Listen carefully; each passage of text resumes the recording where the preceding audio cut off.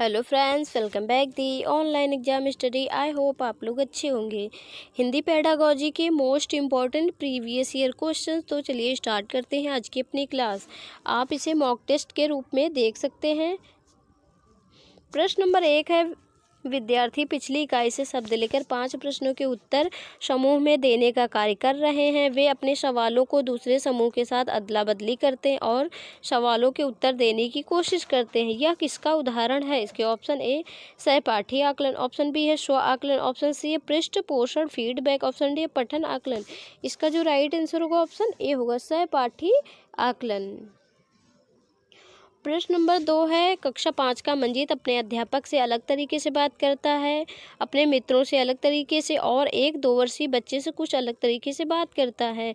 इसका तात्पर्य यह हुआ कि मंजीत जानता है कि सामाजिक स्थितियों में भाषा किस तरह से प्रयोग करनी है। भाषा के इस गुण को किस नाम से जाना जाता है? इसके ऑप्शन है ए वाकगत, ऑप्शन बी प्रतिवादी, ऑप्शन सी है अर्थगत, ऑप्शन डी उपयोगितावादी। यहाँ जो इसका राइट आंसर होगा ऑप्शन डी होगा उपयोगितावादी। प्रश्न नंबर 3 है, एक माँ ने इस बात की ओर ध्यान दिया कि उसकी बच्ची कभी कभी ऐसे शब्द बोल जाती है जो ना तो उसने कभी किसी वयस्क से सुनी है और ना ही अपने भाई बहनों से सुनी है। वह इस बात को लेकर भ्रमित है क्योंकि उनका मानना है कि बच्चे अपने परिवार और आसपास के परिवेश में लोगों का अनुकरण करके भाषा सीखते हैं। उसका यह मत किससे प्रतिध्वनित या मेल खाता है? इसके ऑप्शन ए बहुभाषिकतावाद, ऑप्शन बी है सहजवाद या प्रकटवाद, ऑप्शन सी है व्यवहारवाद, ऑप्शन डी है रचनावाद। इसका जो राइट आंसर होगा ऑप्शन सी होगा व्यवहारवाद।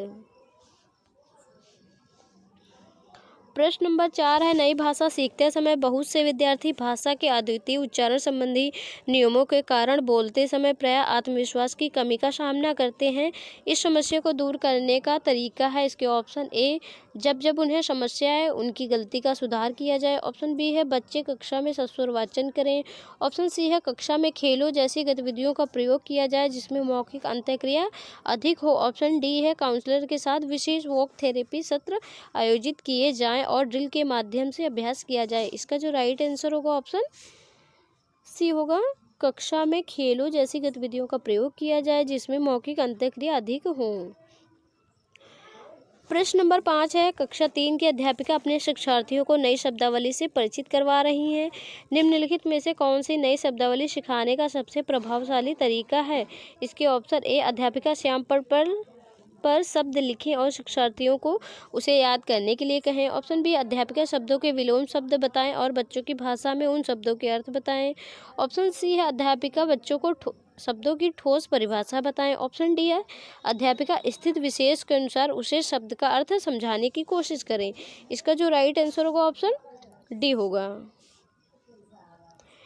प्रश्न नंबर 6, भाषा सीखना किससे संबंधित है? इसके ऑप्शन ए कौशल, बी अर्जन, सी प्रक्रिया, डी उत्पाद। इसका जो राइट आंसर होगा ऑप्शन ए होगा कौशल।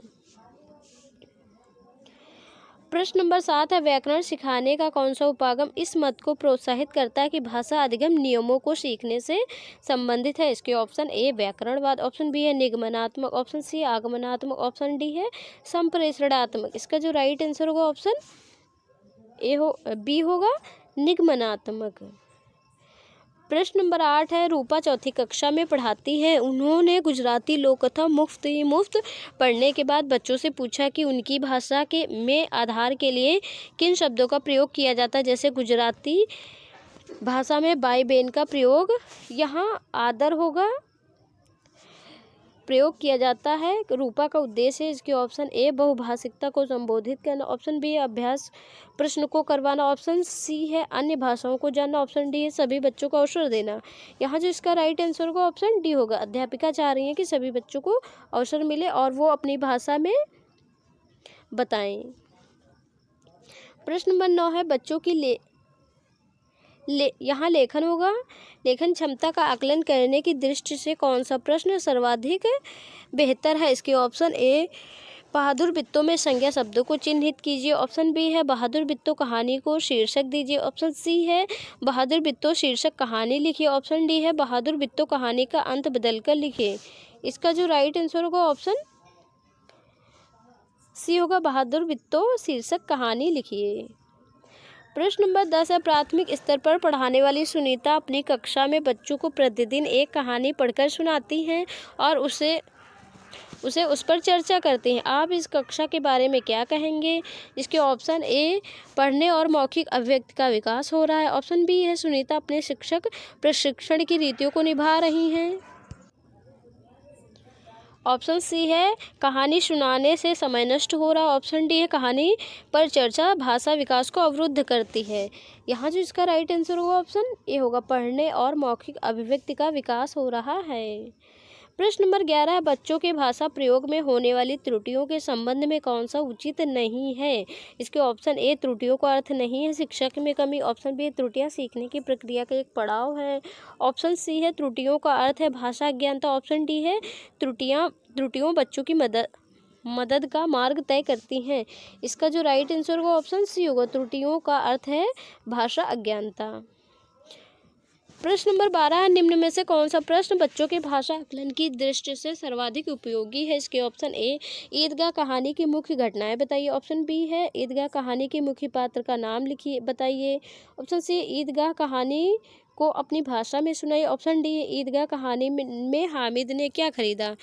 यहाँ जो इसका राइट आंसर होगा ऑप्शन सी होगा, ईदगाह कहानी को अपनी भाषा में सुनाइए। प्रश्न नंबर 13 है, बहुभाषी कक्षा में मातृभाषा के प्रयोग को इसके ऑप्शन ए, अनदेखा कर देना चाहिए। ऑप्शन बी, अस्वीकार करना चाहिए। ऑप्शन सी है, स्वीकार किया जाना चाहिए। ऑप्शन डी है, अधिक महत्व नहीं दिया जाना चाहिए। इसका जो राइट आंसर होगा ऑप्शन सी होगा, स्वीकार किया जाना चाहिए। प्रश्न नंबर 14, प्राथमिक स्तर पर हिंदी भाषा सीखने के लिए सबसे अधिक जरूरी है? इसके ऑप्शन ए, कक्षा में लिखित आकलन। ऑप्शन बी है, भाषा शिक्षक का भाषा ज्ञान। ऑप्शन सी है, भाषा कक्षा में रंगीन पाठ्यपुस्तकें। ऑप्शन डी है, कक्षा में प्रिंट समृद्ध परिवेश। इसका जो राइट आंसर होगा ऑप्शन डी होगा, कक्षा में प्रिंट समृद्ध परिवेश। प्रश्न नंबर 15, आपके विचार से प्राथमिक स्तर पर उत्कृष्ट लेखन कार्य का उदाहरण है? इसके ऑप्शन ए, किसी आंखों देखी घटना का लिखित वर्णन करना। ऑप्शन बी है, छुट्टियां कैसे मनाई इस विषय पर अनुच्छेद लिखना। ऑप्शन सी है, मेरे सपनों का भारत विषय पर अनुच्छेद लिखना। ऑप्शन डी है, पाठ्य पुस्तक से इतर कठिन शब्दों का शुद्ध लेखन। इसका जो राइट आंसर होगा ऑप्शन ए होगा, किसी आंखों देखी घटना का लिखित वर्णन करना।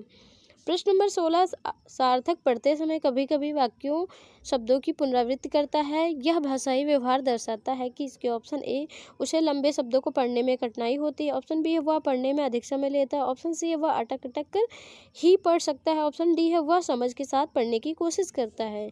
यहाँ जो इसका राइट आंसर होगा ऑप्शन डी होगा, वह समझ के साथ पढ़ने की कोशिश करता है।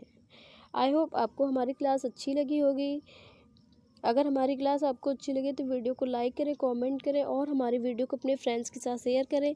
चैनल पर नए हो तो चैनल को जरूर सब्सक्राइब करें। मिलते हैं नेक्स्ट वीडियो में, तब तक के लिए जय हिंद।